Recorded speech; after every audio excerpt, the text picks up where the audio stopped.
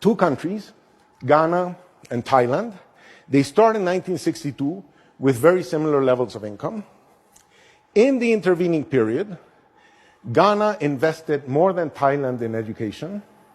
So they accumulated more years of schooling than Thailand. They had the advantage that the education in Ghana was in English, which is the lingua franca of the world, so it makes things easier. So let's look at what these countries knew how to do in 1962.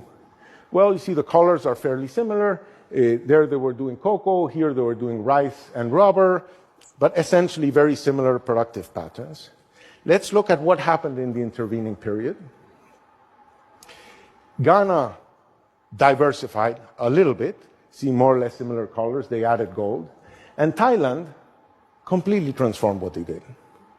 Thailand suddenly, the old stuff is this thing here and there, but they suddenly are making electronics, cars, trucks, chemicals, a bunch of other stuff that was not there before. Incomes in the two countries diverged so that now Thailand is 4.5 times richer than Ghana. Mpanimfoɔ sɛ wodi kan ɛwɔ kɔɔto a na no nkyerɛ sɛ wadi bem Thailand ana Malaysia saa aman mmienu wesi ɛyɛ ɔman a ɔmo ne Ghana ɛhyɛ aseɛ ɛwɔ ɔman kyikyiri mu nanso sɛsi a menom ɛkasa deɛ Thailand ɛne Malaysia ɔmo atumpɔn yi pa ɛkɔ animu a Ghana sɛsi a yɛtumi mfa yɛ ho ɛntoto wɔ mo emre bi atwam na Ghana baabi a na yɛ nenam ɛne baabi a na yɛ huri akɔ akɔduro no na Malaysia kra na nya ne size ekra ene Ghana na Malaysia epa Ghana ha ebesua eniema baako mienu bi ewo Ghana ha se no enso sesi ade ebusua Malaysia ana Thailand aba beye oman akese a mo bisa Ghana wa tumpon asesi a no omo GDP growth apagya ekonkan ye pa Ghana yentumi fa ye ho entoto wo mo na hwe sɛdeɛ na Ghana etumpon ehuri edikan esen Malaysia asan so abisa Ghana ho no saa enso ana wo gidie sɛ Ghana enkakra yenso ye de beko akwakoto wo mo anase ibisa wo mo mpo abusuafo video eda ho no mu ayi hu ka ensem ba ko bi baby Ghana ye de ye ni akyere ene eniema ahodo a abusua o my Ghana ye de egu akwem enunti ama me ka se aman biunu wesi a obahuri edikan ye beko akwakoto wo na even po ye betumi akosan wo na abusua enti video da ho no mu emu ensem ba ko bi bi se de eka elefa Ghana ho emra abusua. What if I told you Ghana could soon become the first African country to host Russia's floating nuclear power plants? Talks are already underway with Rosatom to deploy 2 or 3 of these cutting-edge floating nuclear power units, which can generate not just electricity, but also heating, desalination, and even hydrogen production. While Ghana is already working with US and Chinese vendors for its first large-scale nuclear plants, this partnership with Russia could position the country as a continental leader in nuclear innovation. With the world's only existing floating nuclear plant already operating in Russia, Ghana may be about to make history. Family, this is bigger than just energy. It's about technology, sovereignty, and Africa shaping its own future. Do you think Ghana should lead the way with floating nuclear plants, or should we tread carefully with such partnerships? Drop your thoughts in the comments. Share this with someone who needs to know. And don't forget to like and follow Timesco Historic for more updates that connect Africa's past, present, and future. Africa is truly going nuclear. Right now, Ghana is in talks with Russia's state nuclear giant, Rosatom, about bringing in floating nuclear power plants, a technology no African nation has used before. And even right now, Russia is the only country in the world running these massive floating stations. Their academic Lomonosov already powers remote Arctic towns, and Ghana could be next in line. Rosatom says the floating units could give Ghana flexible, reliable, and clean electricity while the country pushes ahead with its first land-based nuclear power plants, where vendors from the US, China, and other nations are competing. Talks happened on the sidelines of World Atomic Week in Moscow, with officials on both sides showing strong interest.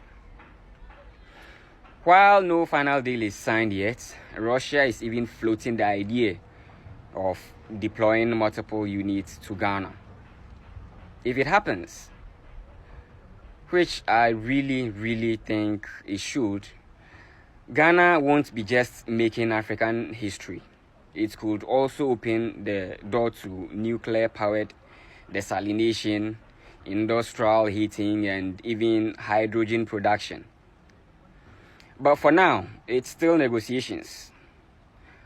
One thing is clear though, Ghana is serious about nuclear, and Russia wants to anchor its cutting-edge tech in West Africa. This is great news, which I really support, and I think it should happen. The future of this world is African. Allow me to say this once again a little louder for those of you in the back. The future is African.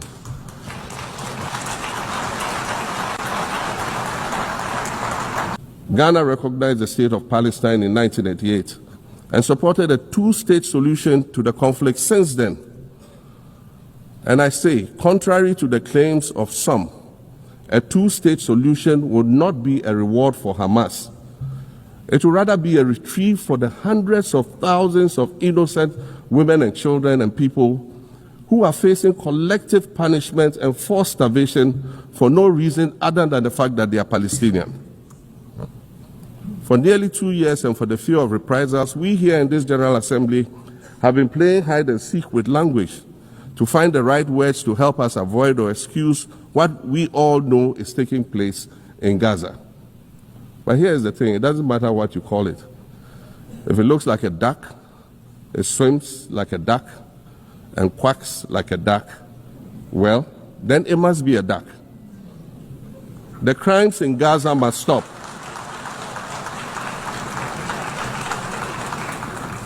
The crimes in Gaza must stop. Madam President, I also want to draw particular attention to the conflict in Sudan, which this body has described as the world's largest humanitarian crisis. 12 million people have had to flee their homes. And when we speak of migration, we refer to the 12 million new Sudanese refugees, whom we as a global community should be willing to assist in much the same way that many member nations readily assisted new refugees coming out of Ukraine. Let's dispense with the euphemisms and dog whistles and speak frankly.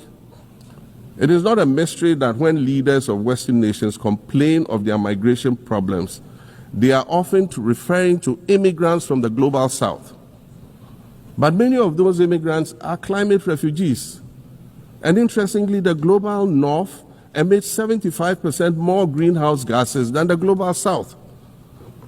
However, the effects of climate change are more severe in the global south because we lack the resources to address them effectively. And so when the desert encroaches on our villages and towns and they become unlivable, we are forced to flee.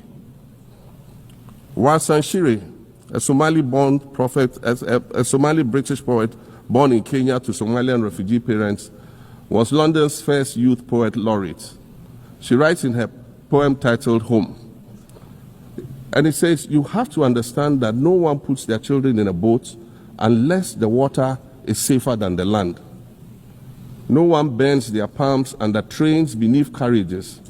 No one spends days and nights in the stomach of a truck feeding on newspaper unless the miles traveled mean something more than just a journey.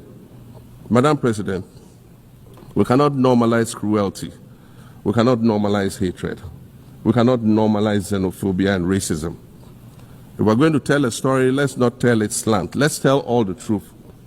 When we speak of migrants, we speak of Mami Ewusi Mensah Frimpong, a judge on the U.S. District Court for the Central District of California. She's the first black female judge on any of California's 4 federal district courts.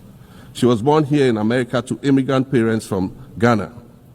We speak of Peter Bosman, a medical doctor in Ghana who moved to the town of Piran in Slovenia in the 1980s and later became the first black mayor of Piran, the first black mayor in Slovenia and in the whole of Eastern Europe. We speak of T. Michael, the iconic Ghanaian Norwegian artist and designer. And of course, we speak of the late Kofi Annan, former United Nations Secretary General.